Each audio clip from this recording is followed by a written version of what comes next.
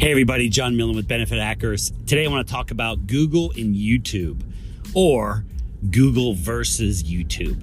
If you're doing any kind of marketing, this may interest you, and it's a process we're going through right now. So I thought I'd document, at least for selfish reasons, what we're doing and what I'm learning, because it's fascinating from a business perspective, and it may help you as well. But also I'm documenting for us. I can look back maybe a year from now, 2 years from now, 5 years from now, and say, wow, I wonder if that even worked, if it did anything. So it's a quick update. If you've never listened to the podcast, we are Benefit Hackers in Richmond, Virginia. I've been in business 18 years, 6 strong ass employees in our company.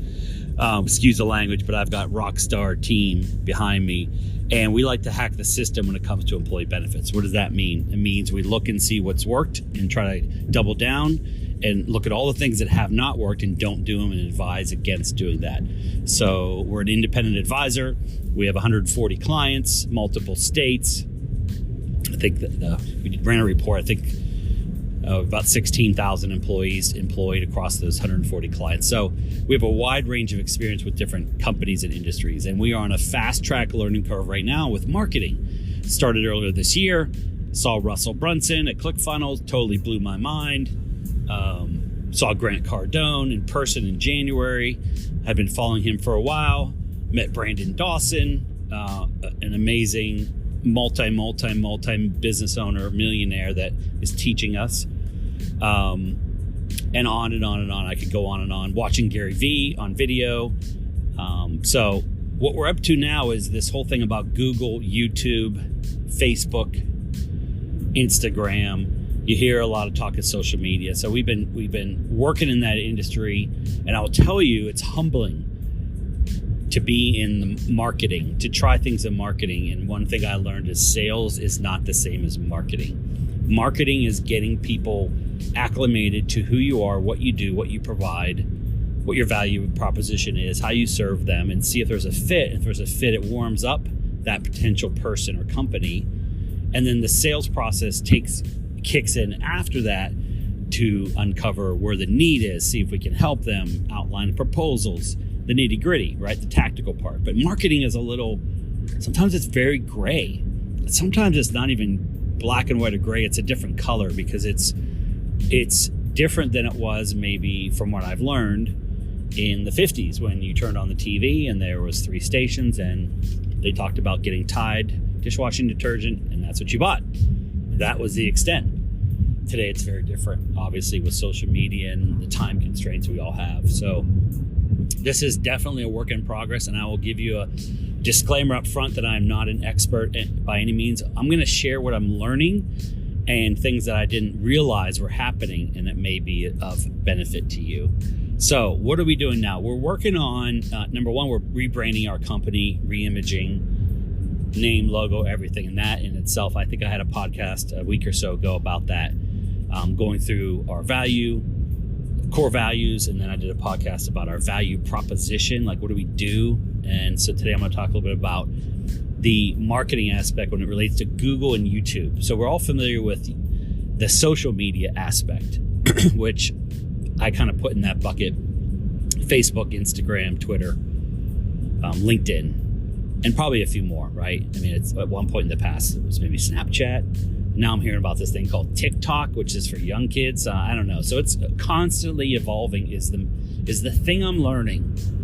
There's no one, it's a dynamic system. So what Facebook did 5 years ago is different than what we do today. When Instagram takes away likes, it's different than a few years ago. So LinkedIn's the same way. So I'm realizing to be patient and be flexible, because things do change. But I had been kind of convinced over the past 9-10 months subconsciously that websites are dead. No one uses Google. Search engine doesn't work. And I don't know why. It's just maybe who I was listening to and the way I wanted it to be. Because as of now, we have a very average website. I'm not doing any marketing on Google. So maybe part of me was like, good. I'm glad it's dead, because I'm not doing anything in there. And so we ventured into Facebook advertising in the last 6 months, learned a ton, picked up some new clients, got our message out. But now I'm coming back around a little bit through the help of one of our marketing agencies that we hired to look at all aspects of advertising, not just Facebook. And that includes a website. So we're going to be we are revamping our website. That leads to then Google search. And in our industry, at least in employee benefits, people probably most likely will be at their desk maybe during the day or on a cell phone, mobile device, and be searching on healthcare costs or enhancing employee benefits or benefit trends. If you're a business owner, a professional executive at a company, or a human resource executive, these are things you might search for. So Google is still, contrary to what I was starting to think, it's still a valid medium for information. And the way I know this is, I don't remember when Google started. Was it 8 years ago, 10 years? I don't remember how long, but how long have we been saying Google it, Google it? It hasn't changed. Like it didn't become Bing it or Yahoo it. It was Google it. Google has been the stable piece when it comes to search. And that was fascinating because some of the social media platforms have come and gone. Like if I would have built my business on Twitter, Twitter is really, for what I'm learning, is for certain industries. Like politics, it's good for news, but maybe not for building your business brand, like employee benefits. Like I don't know why people would subscribe to our Twitter feed when it comes to that. So those mechanisms will continually change, but the search engine of Google may not change as fast. So we're revising a little bit our strategy when it comes to that. Then you have YouTube. So years ago, I remember YouTube was like, hey, you take videos of yourself and you put them online. Like, who cares? Who cares to watch you and your video? Like, I remember that. Like, that was the stupidest thing. Like, who wants to do that? And it's really evolved over time to something much different. Now it's like, hey, if you want to replace the front light in your car and it's a 1998 Dodge pickup truck, there's probably a YouTube video instruction manual, someone that's done it and shows you how to do it. So it's become an instruction tool, a content tool, not just silly videos. So I'm like, wow, this is changing a lot. And then I didn't know this, that Google bought YouTube. I guess I don't pay attention. I don't know, a couple of years ago, I forget for how much, a lot. And now the number one search engine in the world is Google. Guess what the number two search engine is? YouTube. That, when someone told me that recently, I was shocked. So now people are actually going to YouTube to search for stuff. And so now we're starting to build a little bit of our strategy around that concept. And it's a long play. It's a long, patient process. It's not like you have one video and go, hey, this is who we are. But it's a whole strategy. So we're in the midst now of revamping our YouTube channel. You can check it out. It's in constant update. It's Benefit Hackers is our channel. We're actually adding thumbnails and pictures and images through the help of Jerry, our videographer and photographer that we had join our team recently and is doing some work with us. So that has been fascinating about how that all works. And at least for us in the business to business environment, we're not selling a flashlight. So it's not a shopping cart experience. I think when people want to learn about benefits, they want to know, hey, are these people legit? B, they've been doing it for a meaningful amount of time. C, do they have new ideas? D, do they have a team? Like, is it a one-man shop or one-woman shop? Nothing wrong with that. Or is it a team of 6 with highly skilled discipline areas?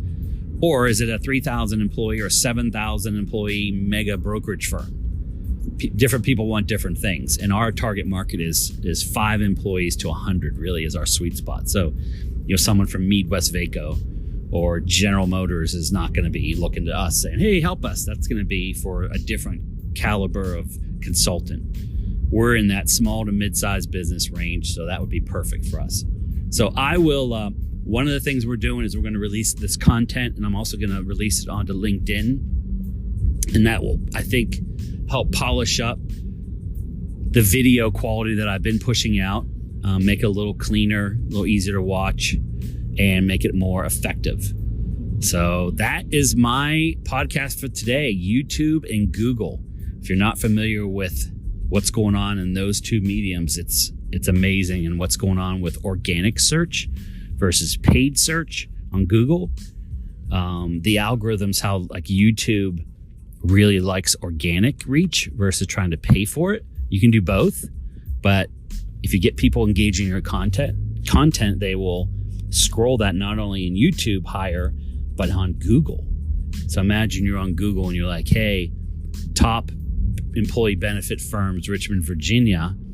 If my content has gotten enough activation from people looking at it, reading it, consuming it because it has value, then we're going to show up naturally, maybe even with YouTube thumbnails in that search, which is what we want to do. We want to get our word out to more people so we can help serve more companies and employees. So hope this is valuable. Let me know what you think. If we can ever help you, you can go to hackmybenefits.com. There's a form on there. You can talk to us about anything, any help you need, any advice, second opinion, 5-year trend analysis, zero deductible analysis, disability review on your contracts, dental vision review, supplemental voluntary carriers, all kinds of stuff. Pet insurance. You want some good pet insurance? You can come to our website. We'll give you some feedback about the different pet insurance companies. All right, now. Hope you have a good day. We'll talk soon.